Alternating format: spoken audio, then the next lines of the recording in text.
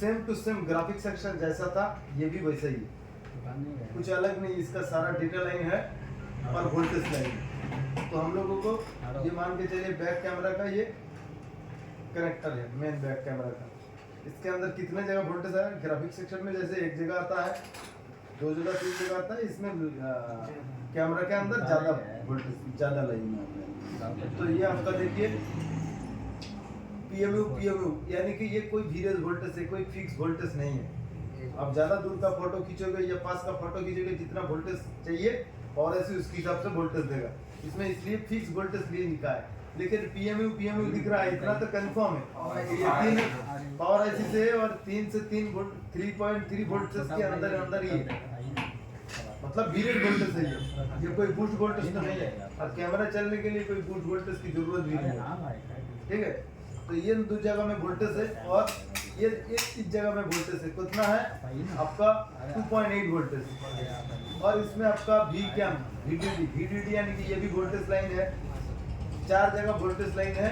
और बाकी सब डेटा है, बाकी सब डेटा का नाम कौन सा क्या है, रिसेट हो या फिर टेस्ट हो या फिर डेटा हो या फिर जो भी हो, उससे आपका मतलब नहीं। डेटा इज ए डेटा, ठीक है। तो डेटा अगर कैमरा नहीं काम कर रहा तो डेटा सब में हम लोग देखेंगे वैल्यू है या नहीं है। वैल्यू अगर नहीं है, मान के चलो इसमें वैल्यू नहीं है, ये येलो कलर इसमें वैल्यू नहीं है, क्यों वैल्यू नहीं है, तो देखते हैं किधर से आते हैं। डायरेक्ट इससे हमें बीप लेना है, सेम टू सेम जैसे ग्राफिक सेक्शन हमने देखा, ये कैमरा के अंदर भी सेम टू सेम वही है।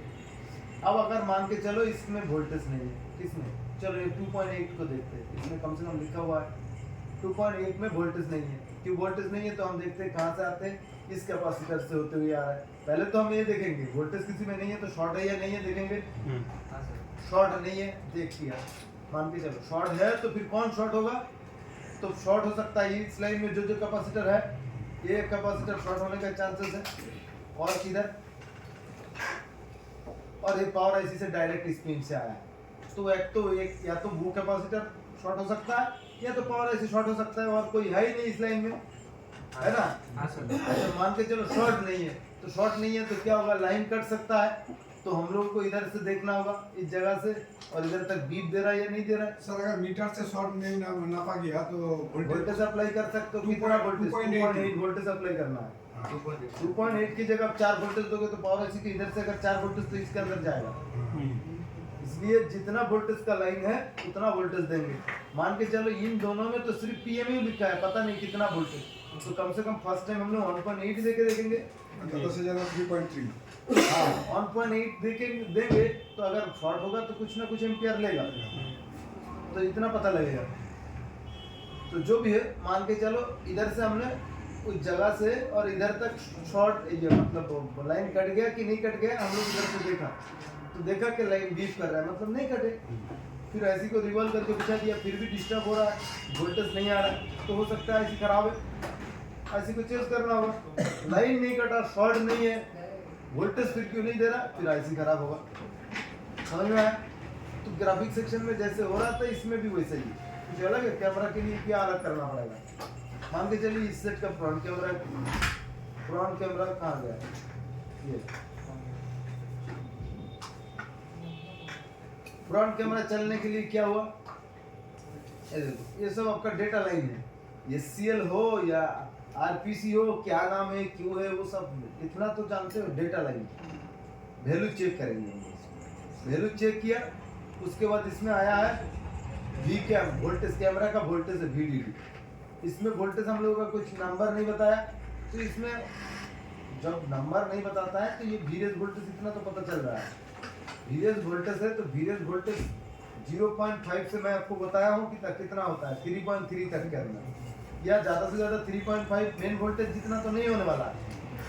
अगर 4 वोल्टेज होना था तो वो ऐसे VDD या फिर ये PMU ये सब नहीं लिखता, वो तो 4 वोल्टेज चाहिए तो बैटरी से लेके आते, VBAT या VPH होता, लेकिन वो सब होता नहीं। अगर उससे ज़्यादा वोल्टेज चाहिए तो दूसरा अलग IC लगाता और उस IC से बूट करके लेके आता, तो वो तो सिस्टम है नहीं उसमें। तो ये आपका इन दोनों में एक ही वोल्टेज, दोनों जुड़ा हुआ है ऑलरेडी। तो ये आपका वोल्टेज लाइन है, ये वोल्टेज लाइन, 3 वोल्टेज लाइन है और बाकी सब डेटा लाइन। डेटा लाइन कैसे चेक करना है, वैल्यू कैसे था, सब के किससे आता है, सीपीयू से आता है। दिखाई दे रहा है, सब सीपीयू से इस बॉल। अब ध्यान दो, इधर से ले गया तो मतलब ये बॉल नहीं, जो बॉल से है वो बॉल उस हिसाब से कलर किया हुआ है, क्योंकि इधर से दाग गया, इधर से घुमा के ले गया। आपको लगता है ये सब बॉल एक ही है, ऐसा नहीं है, सिर्फ ये इस बॉल से कनेक्टेड है, सिर्फ इस बॉल से कनेक्टेड है, समझ रहे? तो ग्राफिक्स और इसके अंदर अंतर क्या है? अंतर तो कुछ है नहीं। मैं बोला था ना, ग्राफिक्स और आपका कैमरा लगभग एक ही है, सब सीपीयू से डेटा कंट्रोल होता है, डिस्प्ले आपको दिखाता है, कैमरा आपका रिसीव करता है। डिस्प्ले आउटपुट देता है, कैमरा आपका इनपुट से रिसीव करता है टोटल, सिंपल सी बात। तो कैमरा जैसे दिखाने में कितना 10 15 20 मिनट इसका अलग क्लास अलग सर्किट उधर करना है, उससे अच्छा इधर बिल्कुल दाग से दिया हुआ, सिंपल सी बात। तो इसमें इसी प्रकार से आपका जब नेटवर्क कंप्लीट कर देंगे तो ब्लूटूथ भी दिखाएंगे और वाईफाई भी दिखाएंगे। तो वाईफाई और ब्लूटूथ के लिए टाइम नहीं जाएगा। सिर्फ 3 सेक्शन अलग से बचा हुआ है, ऑडियो, चार्जिंग और नेटवर्क, मतलब इम्पोर्ट ये करना ही करना है। तो यही और बाकी तो कुछ है नहीं। तो अभी भी कितना दिन बाकी है, शनि रवि सोम मंगल 4 दिन, तो 2 दिन सिर्फ लगेगा नेटवर्क के लिए, और मैं चाहूँ तो ऑडियो और चार्जिंग एक दिन में हो सकता है, फिर भी मैं लॉन्ग टाइम से ही उसको पूरा डिटेल से करवाऊंगा। तो आपको ऑडियो या फिर वो सब के में पता लगेगा क्या है कैसे है, जैसे आपको ग्राफिक सेक्शन पता लगा, लाइट सेक्शन पता लगा, एन सिग्नल कैसे आउटपुट करते हैं, कब आता है कब आउटपुट होता है, ये सब। तो इतना दिन के अंदर, तो मंगलवार के दिन तारीख क्या हो रहा है, 13 तारीख, ठीक है 13 तारीख, मतलब 13 तारीख आपका क्लास होकर के बंद खत्म हुआ। अगर बचता है तो मतलब क्लास बाकी है, फिर भी खत्म करके छोड़ के नहीं जाऊंगा, जरूर क्लास खत्म होगा तब खत्म। तो मंगलवार तक होके और भी टाइम रह जाएगा। अभी जो क्लास चल रहा है लास्ट का 10 दिन, यही तो मेन इम्पोर्टेंट था। शुरू में ये चीज कराते तो क्या पता चलता, कुछ पता ही नहीं चलता। आज तो आप लोग 10 दिन 20 दिन के अंदर आप लोग सोच रहे अरे क्या हो रहा है क्या हो रहा है क्या हो रहा है। मैं आपको बोला था 30 से 35 दिन कंप्लीट क्लास करने के बाद बोलना कि इतना दिन में क्या सीखा। तो आज सर एक तो सेट है मेरे पास C1, वो जो कल किए थे ना आप, इसका बोलिए ना, एंगल लोगो, उसको तो प्रोग्रामिंग एंगल लोगो है, हाँ। C1, Realme 2, Oppo A5, ये सब 90 पर मेरे पास जितना आता है, मतलब उतना आप देखते ना। Note 6 Pro दिया है ना, डेड है ना। अगर कोई कहते हैं नॉर्मली डेड है, इन्होंने तो बोला मुझे ऑर्डर डैमेज, तो मैंने कुछ बोला नहीं। अगर कहता है कि नॉर्मल डेड है तो मैं बोलता चलो सुनूंगा और बताइए एमसी खराब। क्यों? क्योंकि मेरे पास अगर 100 पीस 50 पीस मोबाइल आता है ना, उनमें से 49 पीस 49 पीस एमसी ही खराब होता है और कुछ खराब नहीं। तो इतना करने के बाद फिर आपको एक्सपीरियंस हो जाता है, तो इसका यही प्रॉब्लम तो है। सर थोड़ा है या नहीं है पता लगाओगे, इसमें लगाओगे तो होल्ड मिलेगा। उसको तो सर प्रोग्रामिंग करना पड़ेगा। शॉर्ट हो गया, पहले चल रहा था, चालू हो रहा था फोन से। हाँ उसको तो प्रोग्रामिंग करना पड़ेगा। हाँ, सॉफ्टवेयर नॉर्मली करके देखो, सॉफ्टवेयर से होने वाला नहीं। Normally- आजकल के मोबाइल सॉफ्टवेयर उतना खराब होता ही नहीं है, बहुत ही रेयर केस में खराब होता है। हेल्थ की वजह से सब एक प्रॉब्लम है, समझ रहे। शुरू के मोबाइल के अंदर बहुत ज्यादा सॉफ्टवेयर खराब होता था, तो सॉफ्टवेयर डेड हो गया, क्रॉप्टेड हो गया, ये सब होता था। लेकिन आजकल के टाइम में सॉफ्टवेयर को और डेवलप किया गया कि इतना आसानी से सॉफ्टवेयर खराब नहीं होने वाला है। तो इसमें क्या हो रहा है, हेल्थ खराब हो रहा है। हेल्थ खराब क्यों नहीं होगा, सब पुराना एमसी लग रहा है ज्यादातर। इतना प्राइस आईएसपी देके करेंगे तो होगा। हाँ, आईएसपी से आप उसके अंदर इसके हाइनिक से या क्वालकॉम, अभी तक वो तीन इसके हाइनिक से तो आपका चुटकियों में हो जाएगा। क्वालकॉम है तो आपका वो आरपीएम मिक्लिन वाला सिस्टम है ना, ये कूलकॉम है, सीपीयू कूलकॉम है। क्वालकॉम तो है इसके हाइनिक और सैमसंग के अंदर। अच्छा, यही में मिसी। हाँ, इसके हाइनिक्स तो पार्टीशन करके फिर डालोगे तो काम चल जाएगा। हाँ। और आपका इसके हाइनिक्स के अगर ना हो, सैमसंग हो, तो आरपीएम भी सैमसंग और अदर्स, समझ रहे? सैमसंग और अदर्स। सैमसंग में पार्टीशन नहीं होता, आरपीएम भी क्लीन करना पड़ता है। जब आरपीएम भी होता है क्लीन, तब बिल्कुल वो ईएमसी नया हो जाता है ना। मान के चलो मोबाइल के अंदर CPU और ईएमसी दोनों को जोड़ा बनाया गया और प्रोग्रामिंग के द्वारा, दोनों अलग अलग है, प्रोग्रामिंग के द्वारा दोनों को लॉक किया गया, कोडिंग के द्वारा लॉक किया गया है।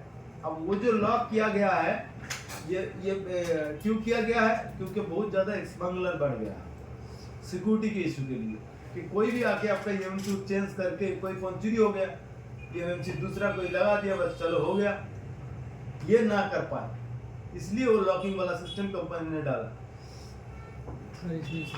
हाँ देखा, तो उसका मल्टीमीटर से एक एक करके हर जगह चेक करवा, और आपकी मल्टीमीटर से वो उतना उतना पता नहीं चलेगा। क्यों? क्योंकि किस जगह में शॉर्ट होगा ना, मल्टीमीटर आप बीप मोड में दोगे तो वो डायरेक्ट नहीं है तो बीप करेगा नहीं। अब किसी जगह अगर 50 दिखाएगा वैल्यू, जहाँ पे 200 के ऊपर दिखाना था 50 दिखा रहा है, मतलब वो हल्का फुल्का वो लाइन शॉर्ट है, तो आप वैल्यू में आपको दो बार चेक करना होगा, वैल्यू मोड में ही चेक करना होगा। तो वैल्यू मोड में बार बार आपको टच करके वैल्यू देखना है कितना है 200 के ऊपर वैल्यू होना चाहिए। तो ये आपका डबल मेहनत करना होगा। अब कोई ऐसा मल्टीमीटर होगा कि डायोड मोड पे बीप कर रहा है तो बीप कर रहा है, अगर बीप नहीं कर रहा है तो वैल्यू कम है कि नहीं वो भी साथ में देगा, जो भी है। तो मान के चलिए जब हम लोग इस सिस्टम को थोड़ा सा पता करो, मेमोरी कार्ड ही है वो, एमएमसी के मतलब क्या है, मेमोरी कार्ड किलोबाइट क्या है, hard disk memory card kilobyte क्या है, स्टोर है। तो ये सीपीयू के साथ लॉक किया जाता है कोडिंग के द्वारा। अब जब हम लोग पार्टीशन कर रहे हैं, कोई इसका है इसका मेमोरी, उसका सिर्फ हम क्या कर रहे हैं, उसका सिर्फ हम यूजर को फॉर्मेट कर रहे हैं, यूजर को जो हम लोग यूज करते हैं ना फोल्डर वगैरह, उसको फॉर्मेट करते हैं और फिर उसके अंदर डाल रहे हैं, तो ये कहते हैं पार्टीशन। और जब हम लोग सैमसंग का ईएमसी आते हैं, उसको हेल्थ ठीक करने के लिए हमें बिल्कुल क्लीन करना पड़ रहा है, ईएमसी बिल्कुल नया पोजीशन में लाना पड़ रहा है। मतलब उसके अंदर जो लॉक किया गया था जो कोडिंग के द्वारा, लॉक भी डिलीट करना है। और जब वो लॉक बिल्कुल डिलीट हो रहा है, साफ हो रहा है, तो ईएमसी तो अब हो गया नया, सीपीयू उसको पहचानेगा नहीं पहचानेगा। तो उस वजह से आप फिर उसको इंजीनियरिंग फाइल और ये सब फाइल डाल करके उसको कंफर्टेबल बनाना पड़ता है। समझ रहे? बहुत कुछ सेट है जो कि बनना ही नहीं है, बनेगा ही नहीं। हर एक मॉडल की बात नहीं कर रहा हूँ, कुछ मॉडल ऐसा जैसे Realme 5 हुआ, Realme 5i हुआ, अभी की बात नहीं कर रहा हूँ मैं, अभी को पता नहीं, अभी तो फिरोज सर आपको बताएगा। लेकिन आज से 6 महीना पहले तक भी उसका बनने, 6 महीना या 8 महीना पहले तक भी उसका कोई सिस्टम ही नहीं था। तो आपके लिए ऐसा है कि आप हथौड़ी मार करके करोगे, सिस्टम कंपनी देगा तब ना, उसमें बॉक्स में आपको सिस्टम देगा तब ना। जब आरपीएम में क्लीन का टाइम नहीं दिया था तब तो हेल्थ सॉल्व ही नहीं हो रहा, सिर्फ प्रोग्रामिंग हो रहा था।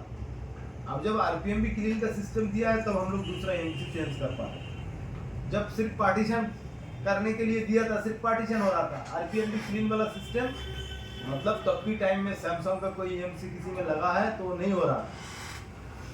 तो सैमसंग का एमसी का आरपीएम भी क्लीन वाला सिस्टम जीटेक्स पहले लेके आया, उसके बाद U5 जिसके पास था वो यूज नहीं कर पा रहा था तो U5 वाला भी लेके आया, तो वो अभी आरपीएम भी हम लोग क्लीन कर रहे हैं। इससे पहले तो सिस्टम था ही नहीं, हम क्या हथौड़ी मार के ठीक करेंगे। तो सिस्टम हमारे पास होगा तो हम वो कर पाएंगे। तो अभी हम लोगों के पास बॉक्स कौन सा है, अभी मार्केट में बॉक्स है मॉड्यूल शॉट, मीक्यू टेस्टर, जीटेक प्लस, आपका U5 बॉक्स, अभी जो नामी दामी बॉक्स चल रहा है, इन्हीं में से कोई ना कोई से प्रोग्रामिंग करना हो। बाकी UMP का टूल ये सब तो वो एक्सपर्ट लेवल का नहीं है, ये तो बस एक आध अनलॉक या थोड़ा बहुत ये हार्डवेयर टूल तो मिलता है UMP का, हार्डवेयर टूल या एमएमसी टूल, एमएमसी टूल मिलता है। उसमें ये लोग हैं, ये जैसे U5 जीटेक ये सब है, सिर्फ प्रोग्रामिंग के लिए ही बनाया गया है। और वो कुछ ऑप्शन आपको दिया, हुआ सो हुआ, नहीं सो नहीं, तो वो एक्सपर्ट का नहीं है। एक्सपर्ट का या तो जीटेक बॉक्स या तो यूएफआई या तो मडूसा या तो मीपी, यही सब प्रोग्रामिंग के लिए। तो लोग जिनके पास पैसा कम है, लोग मुझे चाहिए मान के चलिए बाइक, दूर दूर जाना है, बाइक नहीं है, कम से कम हम लोग साइकिल खरीदेंगे, पैदल ना चल करके। तो जिनके पास पैसा नहीं है, कोई यूएमसी का यूएमसी टू, वो तो सब होगा नहीं, कुछ हो रहा है, कुछ एक आध होगा, लेकिन वो भी टफ है। तो इसलिए हम लोग के पास इस सिस्टम में भी नहीं देगा तो कैसे करेंगे हम लोग तो उसको बना नहीं पा रहे ना। इसलिए जो जो सिस्टम दिया हुआ है, मैं तो 6 महीने पहले भी मैं वो सब कर रहा था, या 1 साल पहले। जो अभी इसके लिए एक्सपर्ट फिरोज सर है, फिरोज सर बताएगा कौन सा मॉडल होगा नहीं ऐसा नहीं, कोई सा भी दुनिया का मॉडल होगा नहीं ऐसा नहीं। प्रोग्रामिंग नहीं हो रहा है तो सीपीयू एमसी दोनों लगाओ, होगा नहीं ऐसा थोड़ी है, होगा जरूर, लेकिन अगर इस सिस्टम से नहीं हो रहा तो उस सिस्टम में जाओ, यही है।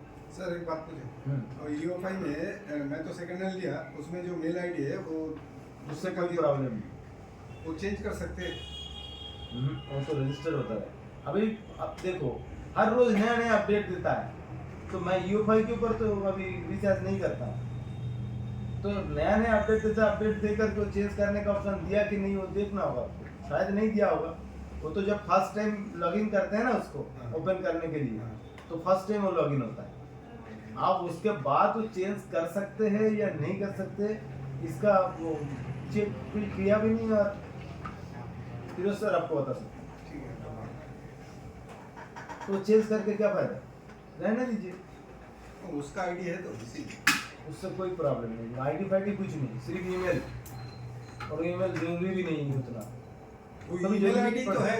उसमें उसका अगर ईमेल का क्या क्या प्रॉब्लम क्या, प्रॉब्लम कुछ नहीं है, तो फिर चल तो रहा है। उससे मैं भी एक पहले के टाइम के अंदर मैं भी एक जब यूएफआई खरीदा तो मेरा भी ईमेल नहीं था, तो वो आज भी चल रहा है, बोला खराब हुआ है जरूर, लेकिन कम से कम उसका मैं 20 गुना पैसा वसूल कर दिया, 20 गुना तो कम हो गया, कम से कम 4-5 लाख तो कमाया उससे, ठीक है। यूएफआई तब तो प्रोग्रामिंग कहीं दूर दूर तक प्रोग्रामिंग का नाम ही नहीं सुनते लोग। तो इसमें ये प्रॉब्लम है, सॉफ्टवेयर से भी नहीं हो रहा, लोगों पे है। तो कम से कम जो मिस्त्री को पता है कि भाई लोगों पे है तो सॉफ्टवेयर सही होना है, मैं सॉफ्टवेयर नहीं कर पा रहा हूँ, फेल हो रहा है, तो कोई ना कोई और करेगा। और बहुत लोग ऐसा करके सीपीयू रिवॉल्व किया, पावर आईसी ये वो करके डेड ही कर दिया। तो जैसे लोगों के प्रॉब्लम में या ऐसे प्रॉब्लम के लिए मेरे पास आया, तो प्रोग्रामिंग करके तब के टाइम में बहुत दूर दूर तक का प्रोग्रामिंग करता था। तब लोग नहीं जानता था यूएफआई क्या, ऐसा नहीं जानता था कि आईसी उठा करके रिवॉल्व करके आईसी के अंदर भी सॉफ्टवेयर किया जा सकता है या प्रोग्रामिंग डाला जा सकता है। लोग जानने लगा 3-4-5 साल, इससे पहले कौन जानता है। 2014 के अंदर शायद, मैं कंफर्म नहीं हूँ, 13-14 के अंदर तो लोग को पता ही नहीं था। नहीं सर, हम लोग 2019 में सर बहुत कुछ जाना है सर, 2019 में वो जो सीडीएम सेट आता था ना, यूएमटी का कौन सा जो भी है सीडीएम में ये एमटीएस उसको अनलॉक करके सीडीएम में ये वो अनलॉक किससे किए, टी बॉक्स से टी बॉक्स। अरे बाबा प्रोग्रामिंग ऐसे एमएमसी उठा करके किए, वो एमएमसी उठा करके प्रोग्रामिंग नहीं उसको कब पता लगा एकदम जेन्युइन मिली। आप 10 साल काम कर रहे हैं, 10-12 साल, तो कब पता लगा आपको कि एमएमसी उठा करके प्रोग्रामिंग किया जा सकता है? तो 2 साल 3 साल 2 साल, मैं चलता हूँ 3 साल, अच्छा मैं चलता हूँ 4 साल। 2019 में सब कुछ जाना सर, 2019, हाँ। तो हम लोग 15, मैं कंफर्म नहीं हूँ, हो सकता है कि हम लोग 2015 से ये सब काम कर रहा हूँ, आपसे भी 4-5 साल पहले से। तो लोगों को पता ही नहीं था। एक जिस टाइम हम लोग आईसी को रिवॉल्व कर रहे थे, पेस्टेड आईसी बोलो और नॉर्मल बोलो, तब लोगों को लगता था आईसी रिवॉल्व होता ही नहीं, समझ रहे। स्टेंसिल चाइना से मंगाया था, पीपीडी स्टेंसिल सब, इंडिया वाला के इंडिया में था ही नहीं, तो पता कैसे लगेगा आपको रिवॉल्व हो सकता है। चलिए, रिवॉल्व पर शुरू से हो रहा था, नोकिया वगैरह का स्टेंसिल था, लेकिन एंड्रॉइड मोबाइल का ये सीपीयू और ये सब का जो इतना आसानी से लोगों को, मैं किसी को बोलता तो लोग विश्वास भी नहीं करता कि रिवॉल्व, अरे वाह क्या बात कर रहे हो, रिवॉल्व होता है, पेस्टेड आईसी फिर चेंज किया जा सकता है, वो तो पेस्टेड फिक्स है। समझ रहे? तो इसी की वजह से अभी तक कितना लोग बोलता है वो इनबिल्ट बैटरी वो भी चेंज नहीं कर सकते वो चेंज करा जाए मोल लेकिन बैटरी चेंज करा जाए हाँ, उसकी बात नहीं कर रहा, वो तो आम लोग है। मैं मिस्त्रियों की बात कर रहा हूँ। मिस्त्रियों ने कह रहा था चेंज ही नहीं हो सकता। नॉर्मल लोगों को पता नहीं है कि फिक्स से चेंज होगा कि नहीं, नॉर्मल लोगों को क्या पता इस बारे में। चलिए, इसका अलग से एक्टिवेशन दोनों नोट 6 प्रो है, नोट 6 प्रो दोनों। क्या प्रॉब्लम है नोट 6 प्रो के अंदर?